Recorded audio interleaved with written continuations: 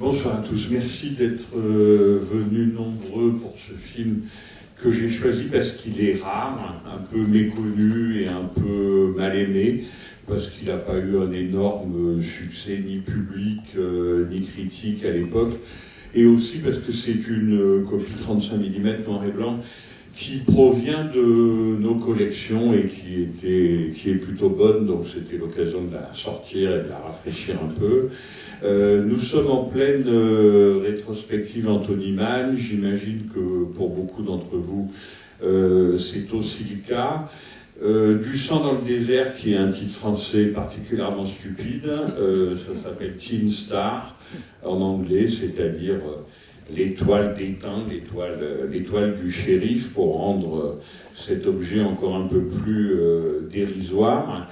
Et le film arrive après une série qui reste unique, ou presque unique dans l'histoire du cinéma, c'est-à-dire que ça arrive après les 5 westerns entre 1950 et 1955 que font ensemble Anthony Mann et James Stewart.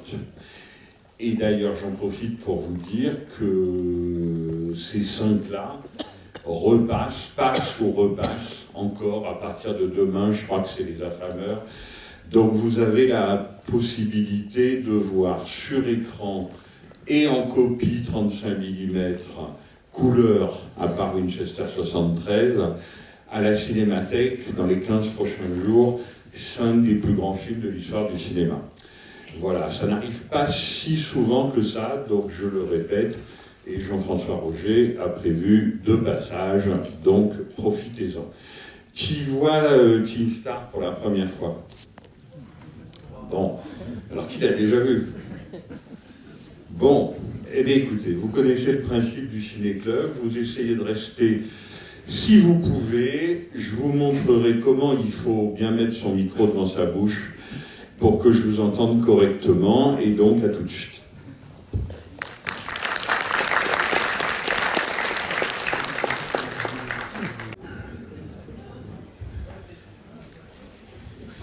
Donc après, il y aura L'Homme de l'Ouest, qui est un film beaucoup plus connu, d'abord avec Gary Cooper et admiré. Ça sera l'avant-dernier western d'Anthony Mann. Et ensuite, Cimarron, où il était très très mécontent, ça sera vraiment son dernier western, parce qu'il disait que les producteurs lui avaient retiré le film très très vite et qu'il avait cessé de s'y intéresser. Et donc, pour annoncer la suite du programme, Jean-François Roger vous parlera du CID dimanche. Alors là, c'est vraiment la toute dernière partie de l'œuvre de Mann qui suit Hollywood, en fait, vous savez, dans cette grande migration des cinéastes américains classiques vers l'Europe, où il y a des capitaux américains bloqués, et donc où il faut tourner des films pour pas trop cher. Donc, c'est les grandes années péplum en Italie, à Cinecittà, et donc le CID, Jean-François affirme, et il vous le démontrera, que c'est le dernier grand film d'Anthony Mann. Je ne sais pas si le CID est tout à fait un péplum, mais oui quand même. Et puis après, il y a la chute de l'Empire romain, qui là est plutôt considéré unanimement comme un échec. Et puis après, ça sera la fin d'une carrière extrêmement brillante. Alors pour rappeler des choses qui ont déjà été dites un peu par les uns et par les autres, Serge Chauvin après un film noir, Bernard Benoliel après un western, Mann est vraiment un enfant de la balle, c'est-à-dire que c'est quelqu'un qui commence au théâtre extrêmement jeune, dans les années 30, où d'ailleurs il croise James Stewart, qui est tout aussi jeune que lui, et puis après les 2 hommes se perdent de vue pendant 15 ans, et c'est encore une période où en venant du théâtre, en n'étant même pas metteur en scène au départ, mais simplement régisseur, on pouvait petit à petit commencer à s'approcher d'Hollywood.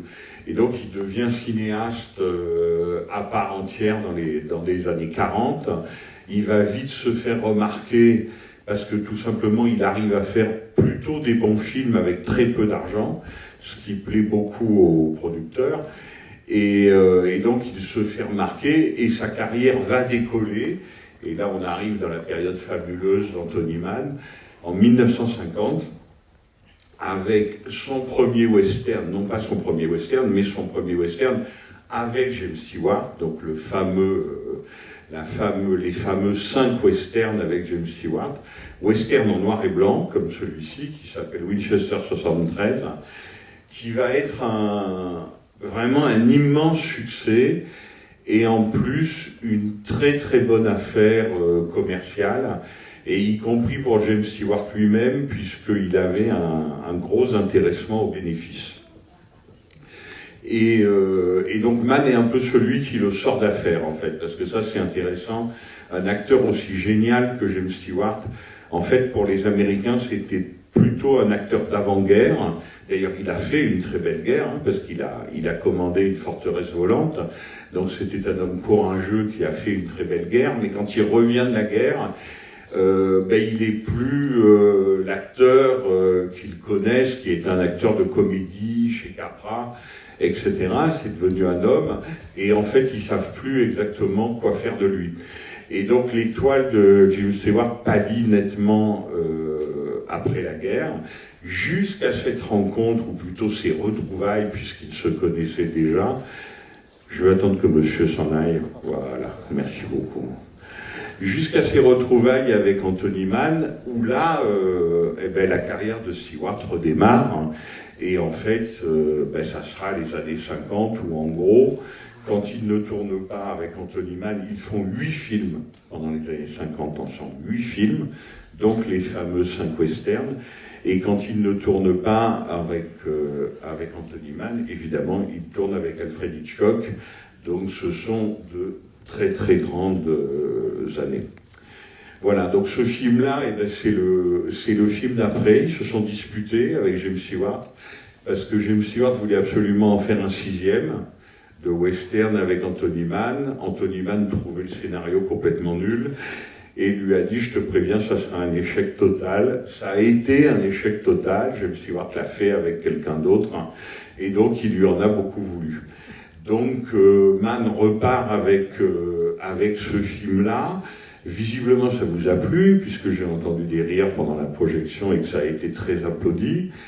Il est plutôt considéré comme un Mann mineur, disons, et je suis assez d'accord avec cette assertion, même si je prends beaucoup de plaisir à le voir et à le revoir. Et en plus, avec une drôle d'alliance, disons, c'est-à-dire que les grands James Stewart, Anthony Mann, ont été écrits par Gordon Chase, que vous savez, scénariste américain, spécialiste du western, et par quelqu'un d'autre qui s'appelle Philip Jordan, dont c'est plus compliqué de dire s'il était génial ou pas, parce qu'il servait de prête-nom aux gens qui étaient encore sur les listes noires de McCarthy. Donc, est-ce qu'il écrivait lui-même les scénarios, ou est-ce qu'il y avait quelqu'un d'autre derrière lui qui les écrivait et dont le nom ne pouvait pas apparaître, parce que le macartisme était encore là? Disons que c'est un problème disputé et discuté. Mais quand même, Gordon Chase et Philip Jordan sont les 2 scénaristes des très grands westerns d'Anthony Mann.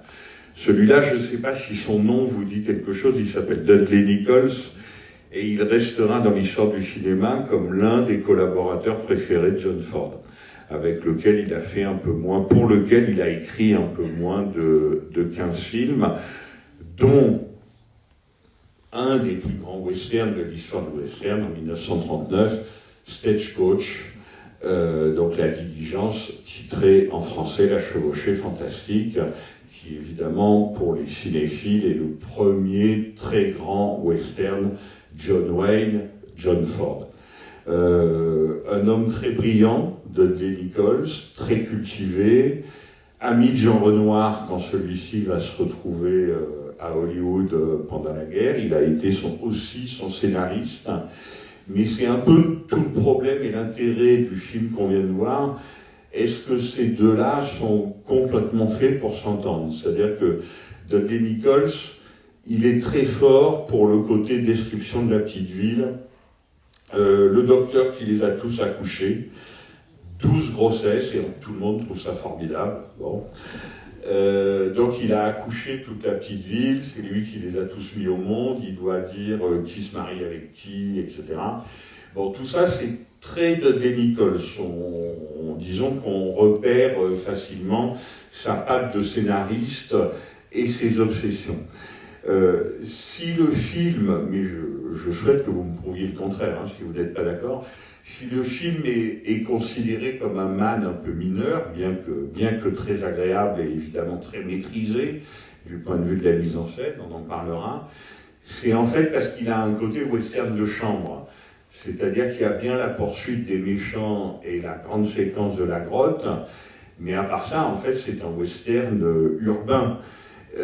Et ça aussi, pour le coup, c'est très Dudley Nichols et pas du tout Anthony Mann. Si vous avez suivi la rétrospective, évidemment, Anthony Mann, sa plus grande force, son génie, c'est l'inscription de ses histoires, et plus que de ses histoires, de ses obsessions, dans le paysage américain. Et pas n'importe quel paysage américain, pas le même que celui de John Ford, par exemple, qu'il admirait beaucoup, par ailleurs.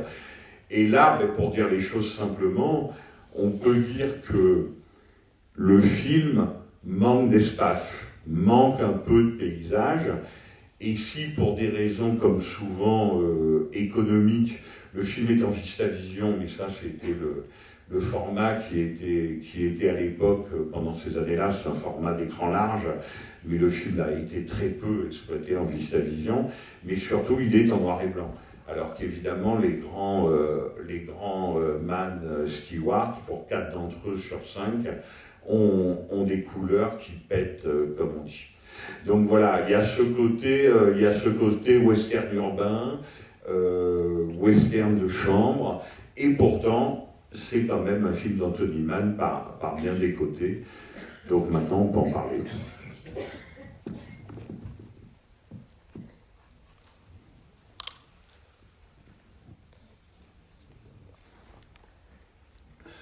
Monsieur.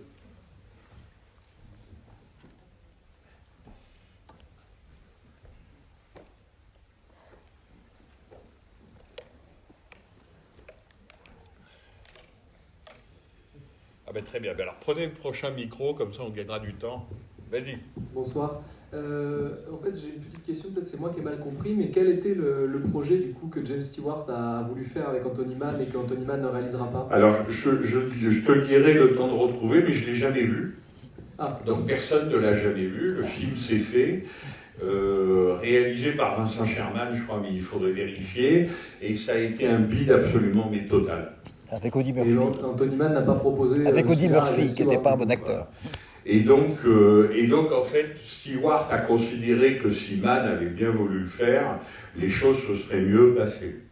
Parce qu'il aimait beaucoup le scénario. Alors, dans une interview, Anthony Mann dit « Il y avait des choses que les acteurs adorent faire, sous-entendu que lui les empêchait de faire, surtout avec James Stewart, qui est un immense acteur, hein, c'est même mon acteur préféré, mais qui a un côté cabot, quand même. » Et donc, par exemple, à un moment, il fallait que le personnage principal joue de l'accordéon. Et ça, Mann disait, non, pas question, il n'est pas question que quiconque joue de l'accordéon dans un de mes films. Et Stewart lui disait, si, faisons-le, ça s'est tellement bien passé, etc. Bon, voilà, Mann n'a rien voulu entendre. Stewart a fait le film quand même, dont je te dirai le titre et le cinéaste, avec quelqu'un d'autre, et ça s'est très mal passé. Monsieur. Oui, en fait, donc, comme beaucoup, je découvrais le film. Ce qui m'a marqué, c'est à quel point il prend le contrepoint sur les clichés courants du western. Bon, je pense que le thème de l'antiracisme a peut-être dû intéresser Mann, puisqu'il l'a abordé dans d'autres films. Mais il y a aussi le fait du shérif pas très viril qui finalement arrive à imposer la loi et à garder les prisonniers en vie. On est un peu quand même dans le contrepoint des westerns virilistes. Et il y a comme ça tout un tas de... le chasseur de primes qui a un comportement paternaliste avec un enfant métis. Bon, il y a plein de détails comme ça où je trouve que le film a du charme par ses contrepoints, en fait. Voilà. Oui, je suis absolument d'accord avec vous. Le film a du charme par ses contrepoints. Là où je suis un peu moins d'accord avec vous, c'est quand vous dites que c'est pas archétypal. Parce qu'en fait, si ça l'est. C'est-à-dire que Mann est quelqu'un qui est connu, vous l'avez peut-être vu, pour faire en 1950 un film avec Robert Taylor, où Robert Taylor est indien, carrément, qui s'appelle La Porte du Diable. Et 50-51, c'est le début, pour simplifier, parce que c'est un peu plus compliqué que ça, mais pour simplifier, où on commence à faire des westerns pro-indiens à Hollywood. Donc il y a La Porte du Diable de Mann, pour citer les deux plus connus, avec Robert Taylor, et avec James Stewart, La Flèche brisée, avec donc de Delmer Devs, qui lui est considéré vraiment, avec tous les guillemets que vous voulez, comme le premier western pro-indien. Et pro-indien, effectivement, il l'est plutôt, vu de là où on vient, quand même, il y a un net progrès. Là, c'est là où je ne suis pas tout à fait d'accord avec vous, je trouve que le sujet n'est pas traité. C'est presque une fausse piste, si vous voulez, parce que quand Henry Fonda dit « mais il est un peu sombre de peau, ce gentil petit garçon », donc il commence par dire « ah bon, mais vous avez eu un mari mexicain ». Alors il ajoute « j'ai rien contre les Mexicains ». Et puis elle dit « non, son père était indien ». Et là, on voit Henry Fonda quand même faire une drôle de tête, et en même temps, on nous dit que sa femme et son fils sont morts. Alors évidemment, on s'attend au truc, ils ont été massacrés par des Indiens. Donc ça, vous avez raison, c'est une fausse piste, absolument. Mais le truc, c'est que le traitement du thème indien dans le film, honnêtement, le film n'en fait pas grand-chose. Vous voyez ce que je veux dire?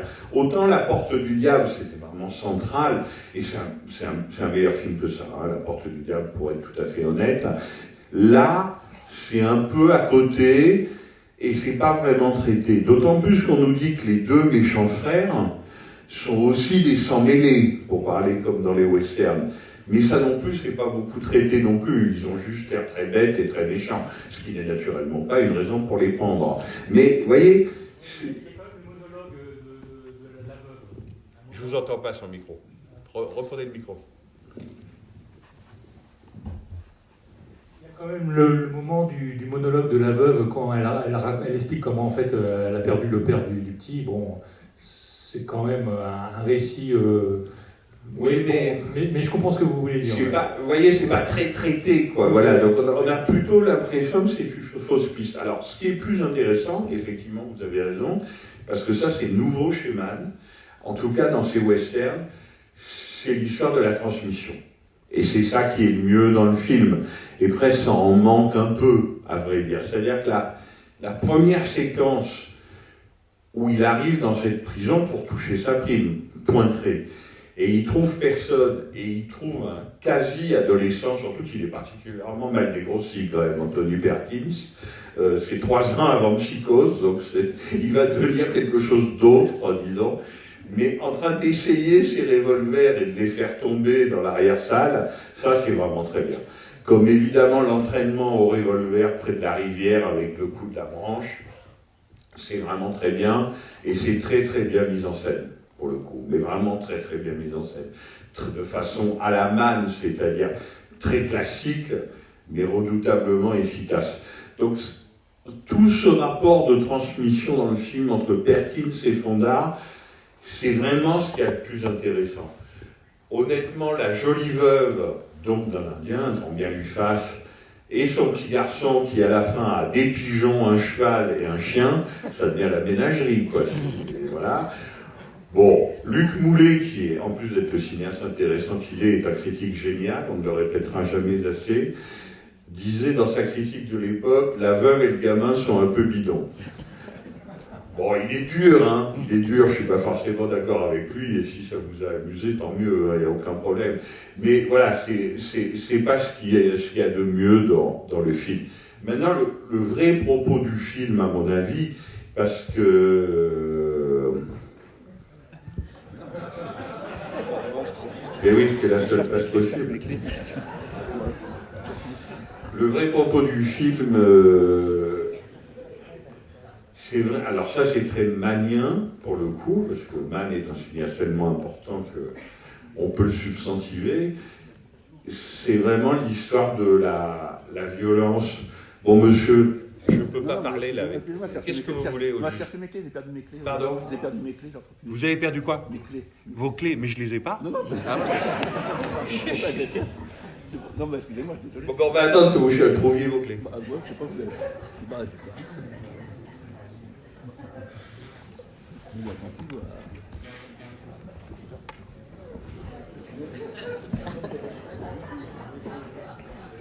Tout ça est manigancé et mis en scène. Bon, bah, bonne soirée. Non, mais c'est bon.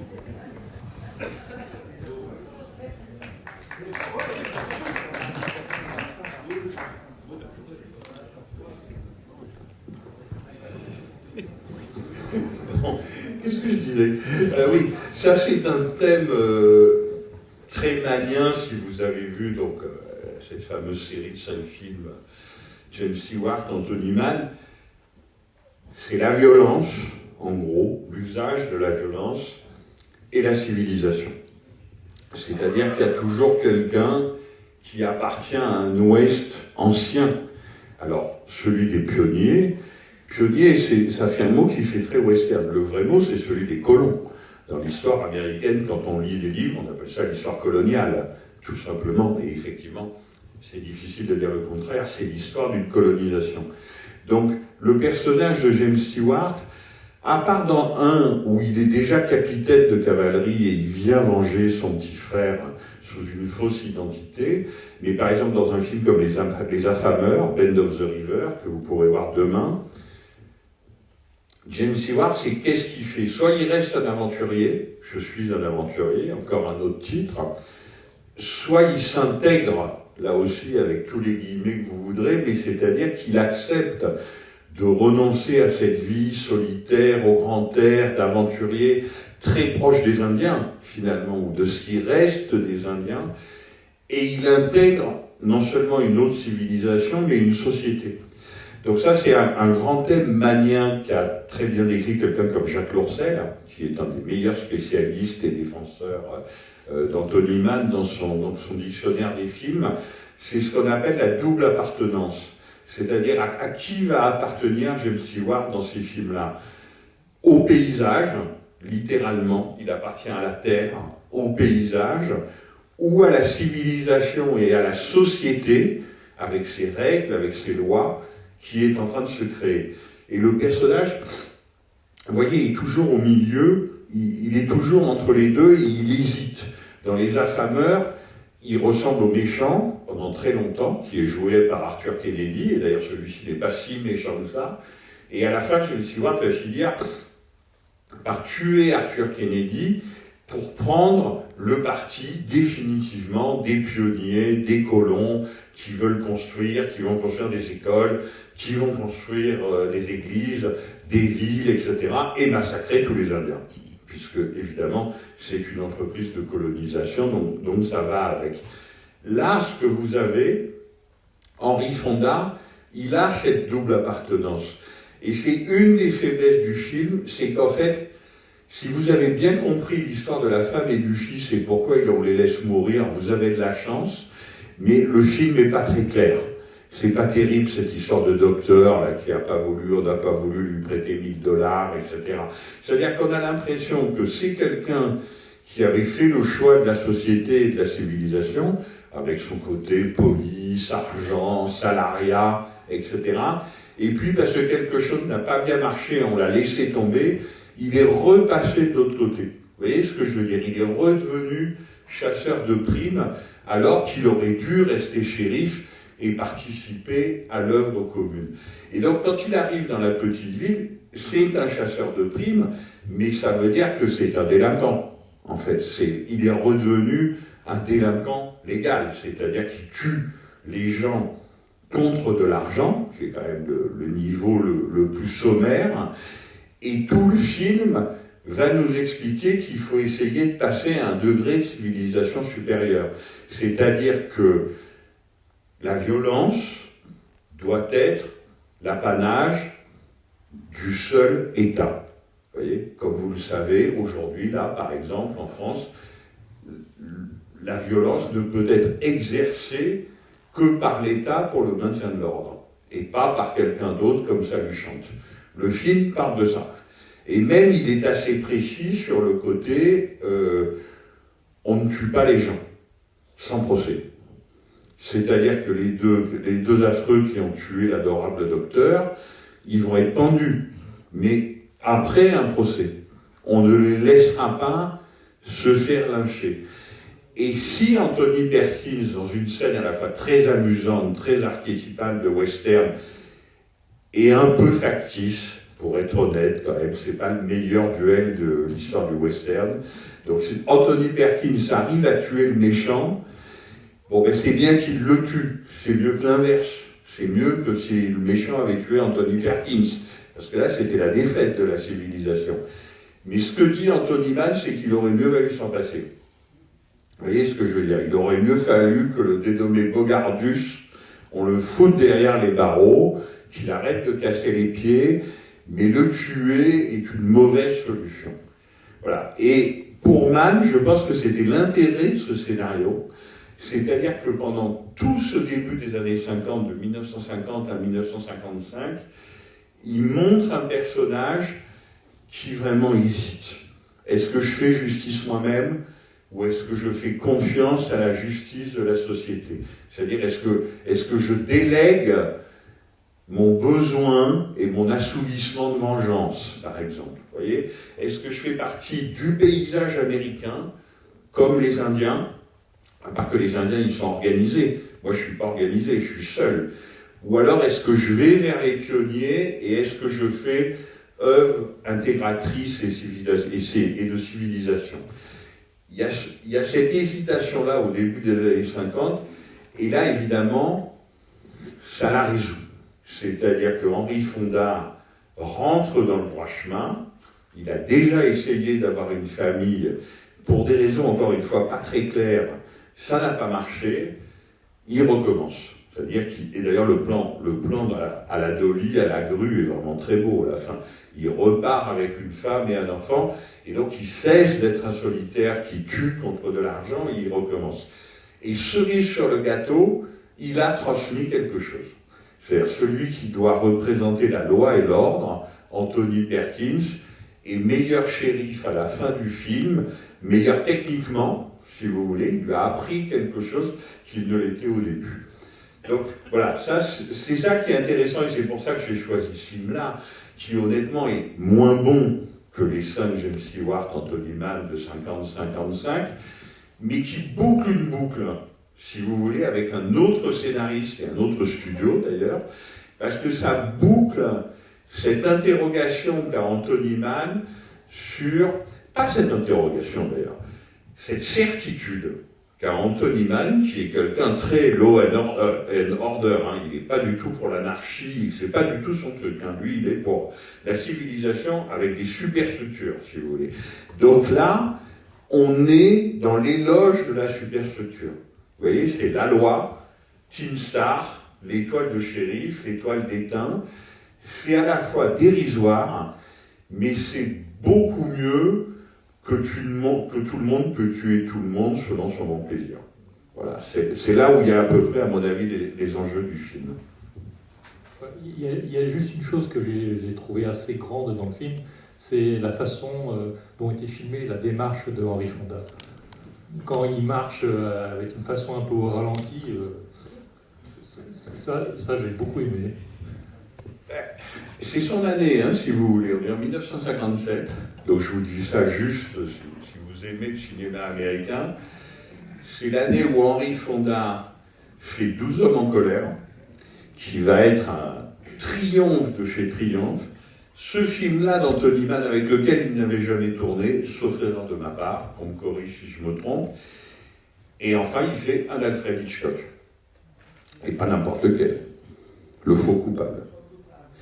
Et d'ailleurs, on ne fait jamais ça parce qu'on n'a pas le temps, mais avec les acteurs, vous voyez, si on faisait l'année 1957 d'Henry Fonda, 12 hommes en colère, donc le côté, honnête homme, une histoire de justice, justement, qui va convaincre le reste du jury qu'il se trompe et que la culpabilité de l'accusé n'est pas si évidente que ça.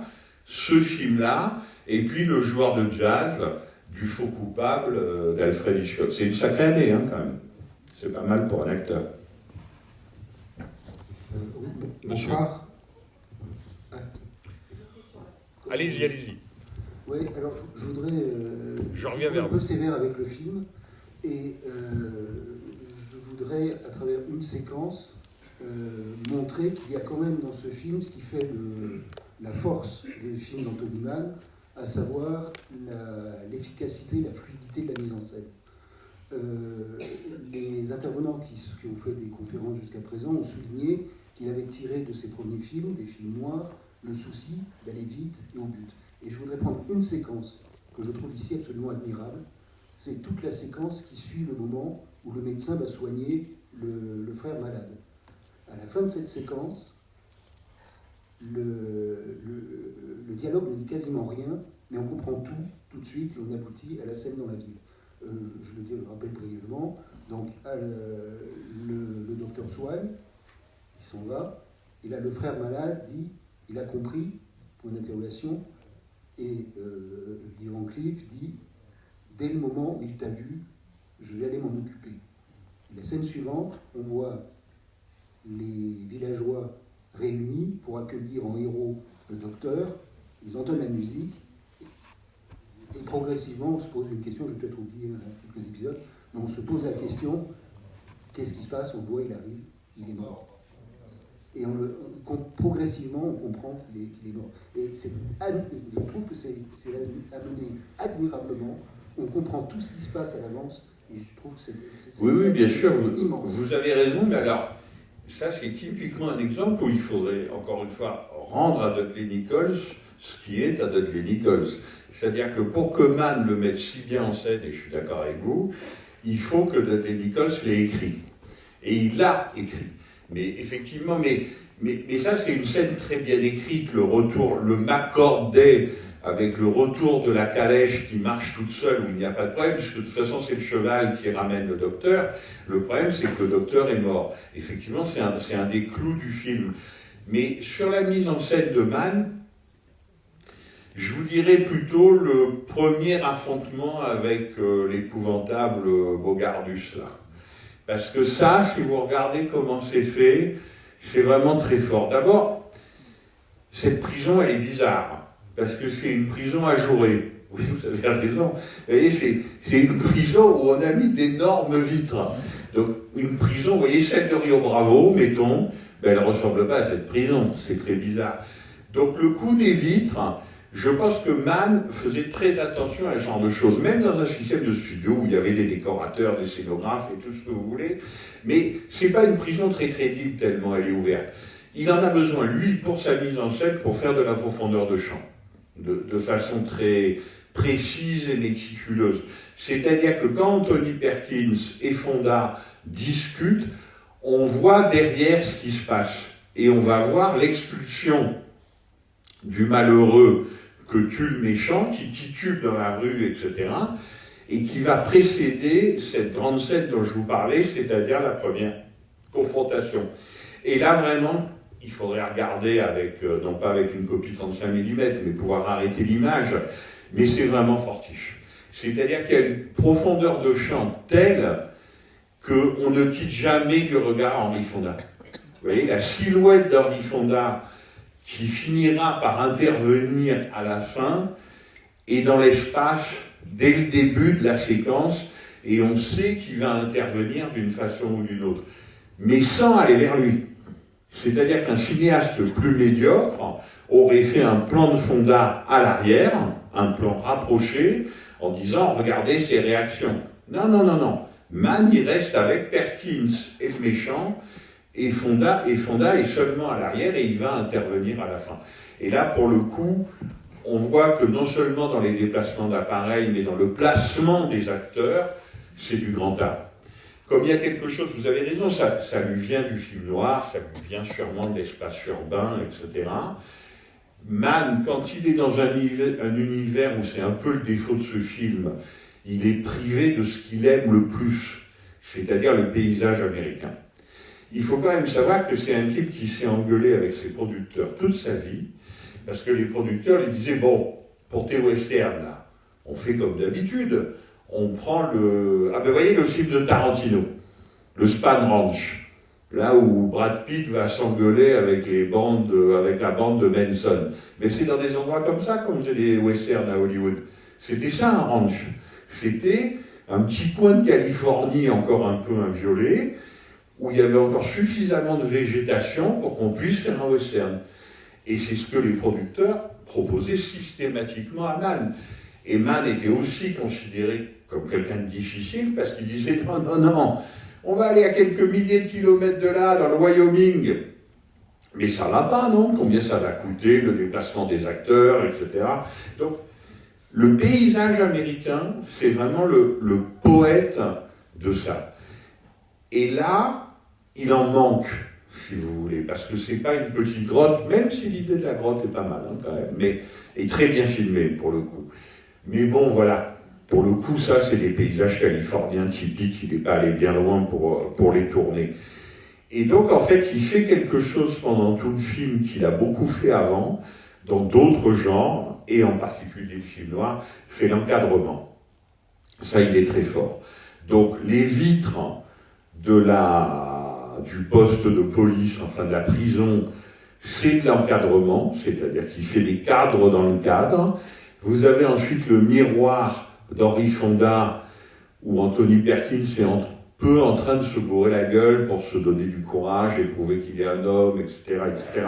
Donc il a tendance à boire, tandis qu'Henry Fonda reste à la bière, qui n'est pas une boisson d'homme, mais donc il peut suivre dans le miroir rectangulaire ce qui se passe. Et dans les scènes qui pour Mann sont un peu ingrates, parce qu'encore une fois, c'est pas ce qu'il préfère, dans ces scènes urbaines, il utilise beaucoup de ce genre de procédés. Voilà. Et en revanche, c'est pas moi qui vais faire des critiques à Anthony Mann sur sa mise en scène, mais je vous dis, le tout dernier duel me paraît un tout petit peu forcé. Voilà. La mort de Bogardus, on sent que voilà, c'est peut-être un tout petit peu bâclé. La première confrontation est beaucoup plus forte. Monsieur. Oui, en fait, vous avez cité tout à l'heure le dernier plan du film, quand il quitte la ville avec la femme et l'enfant. Et en fait, c'est l'écho du plan initial du film. Enfin, c'est vraiment en sens inverse, quoi, exactement pareil. Alors, je préfère le premier plan, qui est un peu plus long, un peu plus posé, et qui finit d'ailleurs sur les baies vitrées du shérif. En fait, on voit la ville qui continue à se rassembler derrière. Mais il y a aussi un point, c'est qu'en fait, ça illustre bien la trajectoire, parce qu'il arrive sur ce premier plan avec un mort, et puis il repart, en fait, avec femme et enfant. En fait. Donc sur ce que vous expliquiez de la trajectoire du personnage, en fait, ça le résume parfaitement. Tout à fait. Entre le début et la fin, où Tout à fait. Vous avez raison, mais ça renforce encore ce côté western de chambre. Vous voyez, oui, parce que c'est la ville, en fait, aussi. Exactement. Et par ailleurs, dans le premier plan, ce que montre Mann aussi, c'est l'hypocrisie. C'est-à-dire que tout le monde a l'air horrifié de voir arriver cet homme avec un cadavre, contre lequel on va lui donner $500. Mais comme c'est une justice qui n'est pas capable de faire régner l'ordre toute seule, elle fait des affiches reward, dead or alive. Vous voyez, c'est-à-dire que les notables, ils ne sont pas très fiers d'eux, comme ils ne seront pas très fiers d'eux quand ils vont choisir si les deux frères doivent être amenés morts ou vivants. Alors tout ça, c'est très Dudley Nichols, pour le coup, mais ça rejoint les obsessions profondes de Mann, c'est-à-dire l'exercice de la violence légitime. Vous voyez, c'est vraiment ça, hein. C'est quelqu'un qui était cultivé, très conscient de beaucoup de choses, et il ne voulait pas que ses films aient des sujets, ce n'était pas du tout son problème, mais en revanche, ses films ont toujours un propos. Toujours. Et en particulier, ces grands westerns ont toujours un propos. Et ça, le propos, c'est vraiment ça. Qui est en droit d'exercer la violence légitime pour qu'on sorte de la barbarie anté-civilisationnelle, si vous voulez, et comment on se donne les moyens pour que ça soit exercé. Et Dudley Nichols est un scénariste qui a travaillé plusieurs fois sur les histoires de lynchage. Donc là, on passe, alors ça pour le coup la scène est très bien écrite et très bien mise en scène, quand le méchant qui revient dans la ville, il entre dans une espèce de general store, enfin d'épicerie, et on ne comprend pas exactement ce qu'il cherche, jusqu'à ce qu'on comprenne qu'il cherche la corde en fait, et qu'il va prendre un morceau de corde pour faire un lynchage sommaire. Voilà, là, le film effectivement est très clair là-dessus. Bon, moi, c'est un film que j'aime beaucoup, je l'ai revu avec plaisir. Alors, évidemment, il ne vaut pas les 5 grands westerns d'Anthony Mann avec James Stewart. Pour l'instant, nous sommes d'accord sur tout. On est là, tout à fait. Bon, alors, en revanche, alors j'insiste, je suis d'accord avec un des intervenants précédents. Moi, j'aime beaucoup la scène où le McCord Day, qui est précédé par cette ellipse qui est quand même très réussie. Alors, vous aviez tout à l'heure, vous parliez d'un hiatus possible entre Dudley Nichols et Anthony Mann. Alors, c'est possible. Ce qui est certain aussi de la patte de Nichols, c'est que le Doc est un personnage fordien. Interprété en plus, il faut dire, ces acteurs de second plan, ils étaient quand même géniaux. John McIntyre qui fait ce personnage débonnaire du Doc, alors qu'on l'a vu il y a 4 jours dans The Far Country, où il joue un juge très peu recommandable. Absolument, dans Je suis un aventurier. Donc c'est vraiment, il faut signaler ça. Moi, ce que j'aime bien quand même aussi dans le film, c'est cette inversion, alors pas par rapport aux autres films de Mann, mais un schéma assez traditionnel du western en matière de transmission. C'est souvent le shérif qui est l'homme d'expérience qui va prendre sous sa coupe un pied tendre. Or là, le pied tendre, c'est le shérif. Je trouve que c'est une inversion qui est assez intéressante. Par ailleurs, quel est le personnage essentiel ? Eh bien, le personnage essentiel pour moi, c'est cette fameuse Teen Star. C'est pas pour rien que le titre, que c'est le titre du film en anglais, cette fameuse étoile de shérif. Parce que, si je me rappelle bien, André Bazin dit quelque part que les shérifs, souvent, ils valent pas mieux que les gens qu'ils vont faire pendre. Mais il y a quelque chose qui va leur donner cette onction morale ou cette onction de droit qui est la fameuse étoile. Et là, l'étoile est un personnage central. Et l'argument, ça fait partie... C'est pour ça peut-être que le film est en noir et blanc, parce qu'on n'est pas dans les grands espaces. On a ce personnage qui, pour moi, est central de l'étoile. Et puis, il y a cette façon de filmer l'angoisse latente.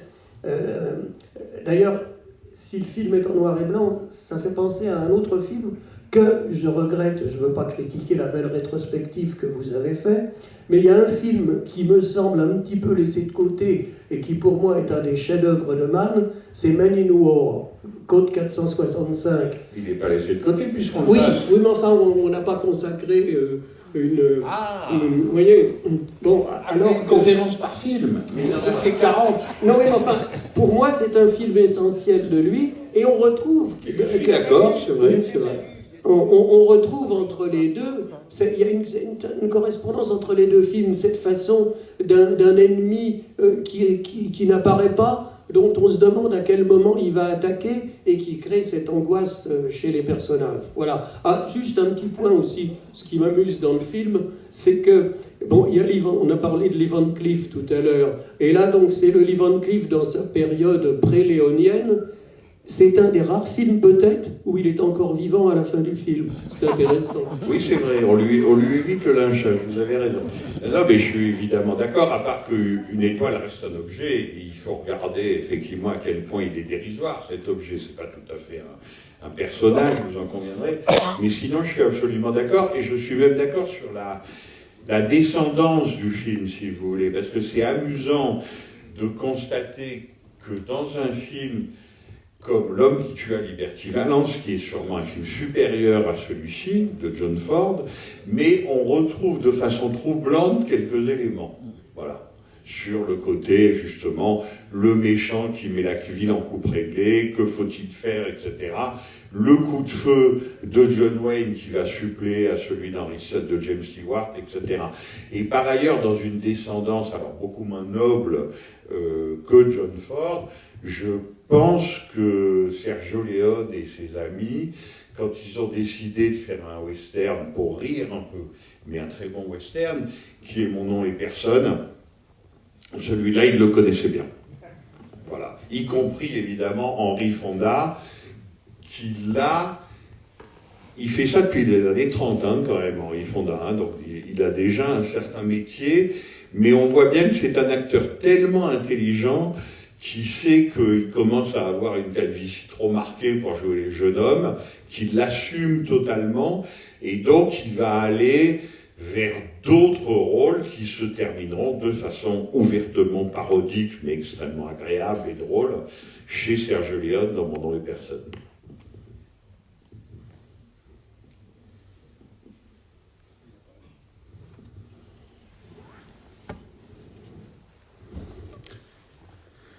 Bon, ben, si c'est tout sur le film, je peux peut-être encore vous dire un mot d'Anthony Mann, mais c'est vrai qu'on n'a pas consacré une conférence à Men in War, vous avez raison. Il y en a eu 5 hein, quand même, c'est beaucoup. Hein, ça s'est servi avec Jean-François et le 6 dimanche. Dans Mann, il y a quelque chose qui est en fait assez touchant chez lui, c'est son ambition, puisque c'est vraiment un soutier, en fait. C'est quelqu'un, encore une fois, qui a fait ses armes au théâtre, qui a gravi les échelons, augmenté les postes de responsabilité, etc., etc. Mais voyez, il disait « J'adore John Ford ». Comme tous les cinéastes de cette génération, Ford était leur dieu. Comme Anthony Mann était gorgé de cinéma muet. Et évidemment, quand un Américain dit ça, c'est Griffiths. Donc il connaissait très très bien le cinéma de Griffiths.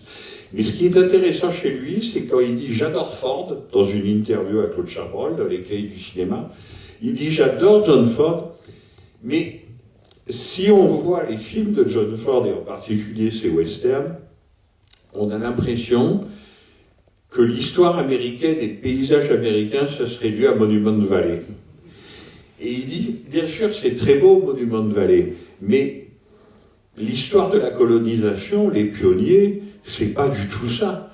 C'est pas du tout ces paysages-là. » Et donc, Anthony Mann, en sortant des studios, mais pour essayer de parler quand même de sa modernité, en sortant des studios, en sortant des ranchs californiens, en amenant ses acteurs et ses équipes techniques dans les montagnes, très loin de Los Angeles, très loin de la Californie, très loin d'Hollywood, c'est quelqu'un qui a littéralement ouvert le paysage. Et il avait coutume de dire, si je tiens à tourner en extérieur, si je tiens à tourner non seulement en extérieur, mais si possible dans des endroits qui n'ont pas encore été filmés. Ce qui est deux choses très différentes. L'Amérique est vaste, bien sûr, donc il y a beaucoup de paysages à filmer, mais il y a aussi beaucoup de films et de westerns qui se faisaient. Lui tenait à ça, c'est-à-dire, je veux sortir, parce qu'en fait, c'est le paysage qui m'inspire mes idées et qui m'inspire mes histoires. C'est-à-dire que c'est vraiment dans le décor de la conquête de l'Ouest qu'émanaient ces personnages et ces idées. Et il était très clair là-dessus. Et il disait autre chose en bon praticien du cinéma. Il disait, ce qui est formidable aussi, c'est quand on va tourner, les difficultés de la géographie, son côté topographe, comme ça, très, très minéral, font que ce n'est jamais confortable, ni pour l'équipe technique, ni pour les acteurs. Et d'ailleurs, on raconte quand même que ces tournages étaient épiques et hauts en couleur de ce point de vue-là. Mais ce côté inconfortable, qui crée des choses passionnantes, ça se voit dans les films. C'est-à-dire que si vous voyez les grands westerns d'Anthony Mann, ce que nous sommes en train de montrer, on voit justement à quel point c'est dur. C'est-à-dire que cette terre, elle est peut-être superbe, mais qu'en même temps, elle est inhospitalière, et que le personnage de James Stewart, dans les grands westerns, en fait, il n'arrête pas de se prendre le paysage en pleine face, si vous voulez. C'est-à-dire que c'est le premier à le faire souffrir et à l'obliger à se dépasser. Voilà, ça c'est une morale très Anthony Mann, très mannienne, qui considère que ces personnages, comme lui, cinéaste, il faut aller dans des endroits extrêmement difficiles à apprivoiser pour arriver à se dépasser soi-même. Et ça, je vous assure, c'est quelque chose d'extrêmement moderne. C'est pour ça qu'au fond, il n'y a rien de plus agaçant que les gens qui disent oui, et c'est pas du tout votre cas, mais les gens qui disent oui, mais c'est qu'un western. Mais non, c'est pas qu'un western. Parce que le cinéma moderne, dans son affrontement avec le décor naturel, avec l'extérieur, il vient profondément d'Anthony Mann. Et par exemple, au risque de vous surprendre, mais c'est parce que je vois dans la salle un ami qui est un spécialiste de ce cinéaste, quelqu'un comme Éric Rohmer, qui adorait Anthony Mann, il lui serait jamais venu à l'esprit d'aller tourner dans le Wyoming, naturellement. Mais en revanche, son goût, son goût des extérieurs, qui épouse les contours psychologiques des personnages, par exemple un film comme Conte d'été, vous voyez, où Melville Poupeau suit le côté sinueux de ses amours tout en suivant la côte du côté de Dinard, et bien aussi éloigné que ça puisse paraître, c'est très Anthony Mann. Et par ailleurs, Melville Poupeau doit avoir un petit côté de James Stewart, et surtout, Éric Rohmer lui-même ressemblait vraiment à James Stewart. Et donc, c'est pour ça que j'aime autant ce cinéaste, c'est parce qu'on le retrouve partout. Quelqu'un comme, là aussi, on pourrait le trouver très éloigné d'Anthony Mann, mais quelqu'un comme Jean-Marie Straub, par exemple, dont on vient de faire la rétrospective il y a peu, avec son goût pour la précision. Quand il dit l'espace, c'est pas du caoutchouc, il faut le respecter. Et c'est l'espace qui vous donne les meilleures idées. Et bien ça aussi, pour le coup, c'est très Anthony Mann. Donc c'est quelqu'un qui, à cause de son audace, qui, à cause de son ambition, et en faisant vraiment ces très grands westerns, on en a vu un ce soir, dans les années 50, a ouvert, à partir de ce qu'on appelle un genre, puisque le western est un genre, il a ouvert tout un pan, en fait, de modernité à des cinéastes européens qui se sont inspirés de ces leçons. Et je vous dis, ça viendrait à l'idée de personne de se dire que Éric Rohmer ou Jean-Marie Straub sont maniens, et pourtant c'est pas très difficile à démontrer qu'ils le sont profondément et qu'ils ont su tirer profit de ces leçons. Voilà, c'est aussi la beauté du cinéma, c'est que quelqu'un qui fait des westerns dans les années 50, eh bien, il arrive à communiquer, pour le coup, une percée artistique à des gens qui vont faire des films en Europe bien longtemps après lui. Voilà, merci beaucoup.